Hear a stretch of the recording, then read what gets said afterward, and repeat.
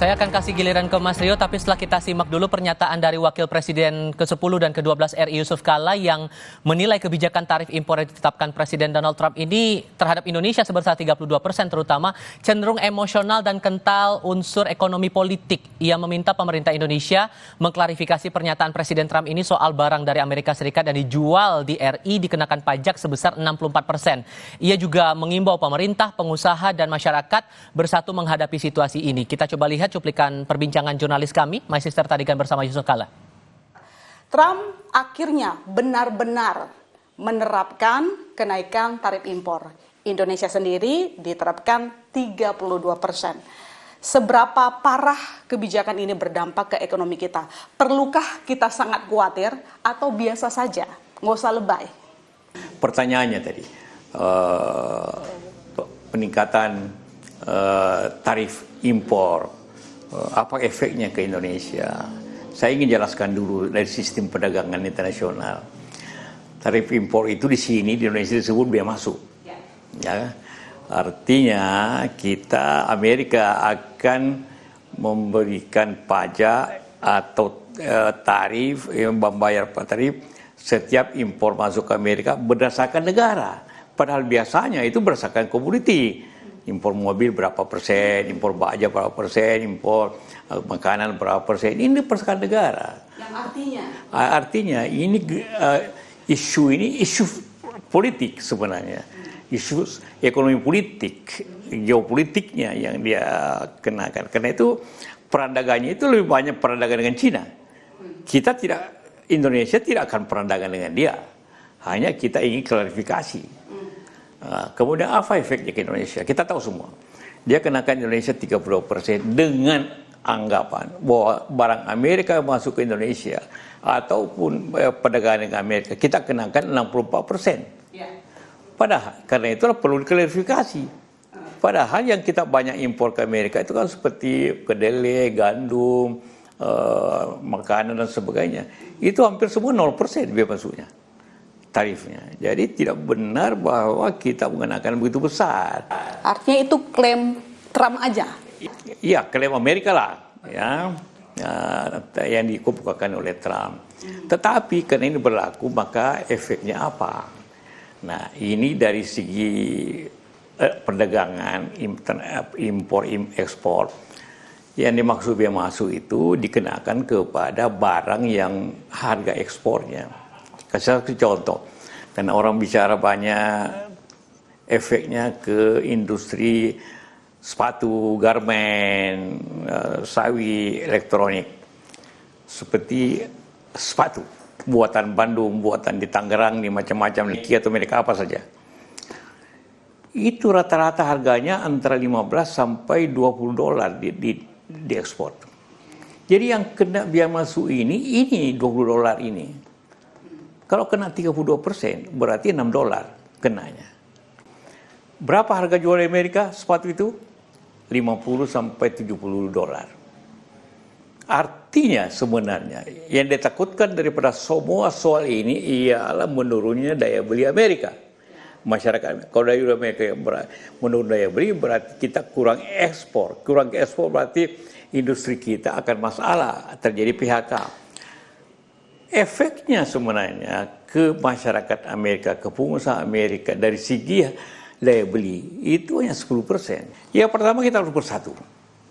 Artinya pemerintah, pengusaha, masyarakat harus bersatu menghadapi situasi ini. Sehingga risikonya kecil. Kedua tentu agar pengusaha bekerja dengan baik, efisien, jangan diganggu lah. Dari baik oleh beban-beban oleh pemerintah, juga masyarakat memahami bahwa ekonomi negara tumbuh karena pengusaha berjalan dengan baik, bayar pajak, memberikan lapangan kerja. Apabila itu tidak pengusaha itu semua tidak jalan, lapangan kerja tidak ada, siapa yang bayar pajak? Pendapatnya Pak JK ini kayaknya mirip-mirip dengan opininya Mas Kiki di segmen sebelumnya, Mas Rio. Tapi kalau saya kaitkan dengan komunikasi Pak Prabowo dengan Datuk Sri Anwar Ibrahim kemarin dalam sambungan telepon, apakah sebetulnya sudah ada ancang-ancang Indonesia bersama dengan negara ASEAN untuk menyikapi tarif Trump ini? di dalam Boleh. momen-momen yang sangat menentukan. Sorry, Mas Rio, boleh diulang lagi? Tadi belum terdengar suaranya. Boleh diulang? Oh, mohon maaf. Apakah sudah terdengar suara saya sekarang? Sudah, silakan. Ya, jadi memang di dalam momen-momen yang sangat krusial ini, Partai Gerindra mendukung penuh langkah pemerintah untuk mengedepankan prinsip free and fair trade, tapi dalam kerangka tanpa mengorbankan kepentingan nasional Indonesia. Jadi kepentingan nasional kita itu harus ditetapkan di posisi yang paling atas. Itu tidak boleh berubah, Mas Tifal. Bagaimana caranya? Kita harus melakukan beberapa hal. Pertama adalah pemerintah pasti akan sudah dan akan sedang melakukan apa yang disebut sebagai internal fortification, yaitu memperkuat struktur perekonomian dalam negeri. Dan memang selama ini kita diberkahi struktur ekonomi Indonesia, GDP kita, mayoritas ekonomi kita ditopang memang oleh ekonomi dalam negeri, atau dalam hal ini specifically adalah domestic consumption. Nah, ini harus kita fortify dan kita perkuat melalui program-program unggulan pemerintah dalam sektor-sektor apa? Dalam industri ketahanan pangan, ketahanan energi, maupun hilirisasi dari sektor sumber daya alam dan sumber daya lainnya. Yang kedua adalah kita juga harus melakukan outward looking diplomasi. Kita harus melakukan diplomasi, memperkerat kerjasama baik itu yang bersifat bilateral maupun yang bersifat multilateral. Ini merupakan sebuah momentum di mana Amerika Serikat bukan hanya melancarkan serangan ini kepada Indonesia, tapi boleh dibilang hampir kepada seluruh negara di dunia yang memiliki trade deficit dengan Amerika Serikat. Jadi ini menjadi momentum di mana kita sebagai warga dunia bisa bergerak sebagai satu global block supaya kita dapat mempererat hubungan dagang dari masing-masing negara kita dan membuat perekonomian kita. Memang ada tantangan-tantangan yang Mas Tifal, betul. Ada mulai ketidakpastian sebagai contoh kemana arus capital. Tapi kami percaya bahwa jika pemerintah dapat bergandengan tangan dengan semua mitra-mitra global yang hari ini masih tetap berada di dalam barisan yang sama, justru kita bisa membalikan arus ini dan ini menjadi blessing in disguise untuk Indonesia dalam mendatangkan fresh new capital buat Indonesia.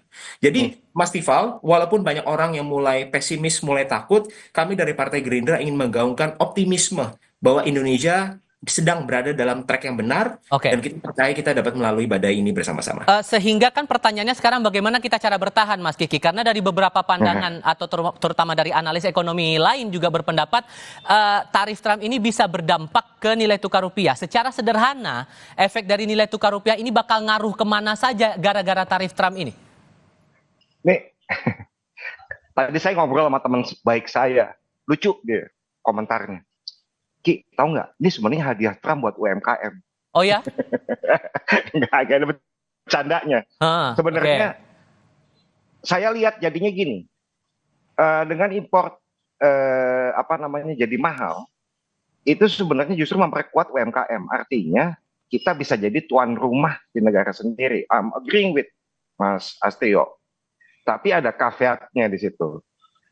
Caveatnya adalah this is a simple economics. GDP is Y itu sama dengan C tambah G tambah I tambah X tambah M. Consumption plus government expenditure plus import ditambah ekspor kurang import. Nah, sekarang C-nya itu sekarang kita ini caveat ya, artinya something that we should be carefully observe.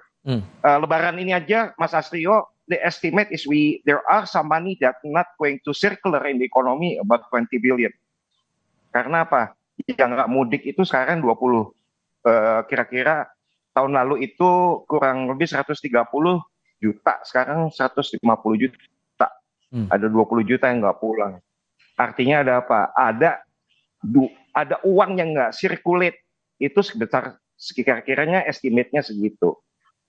Saya nggak tahu nih, artinya apakah consumption itu akan tetap stable di masa-masa mendatang ini, dalam waktu dekat.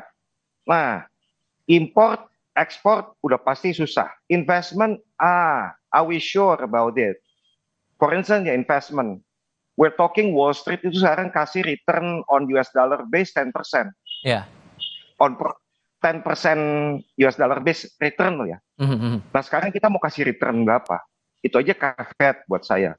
Sampai sekarang saya mikir investment Indonesia tuh sekarang kita berani janjiin berapa sih? Satu, project Indonesia tuh mostly greenfield. Artinya mulai dari nol. Kemudian kedua, yang gede-gede itu pasti infrastructure project. Infrastructure project, it takes you about 20 to 25 years to come back. Nah itu lama.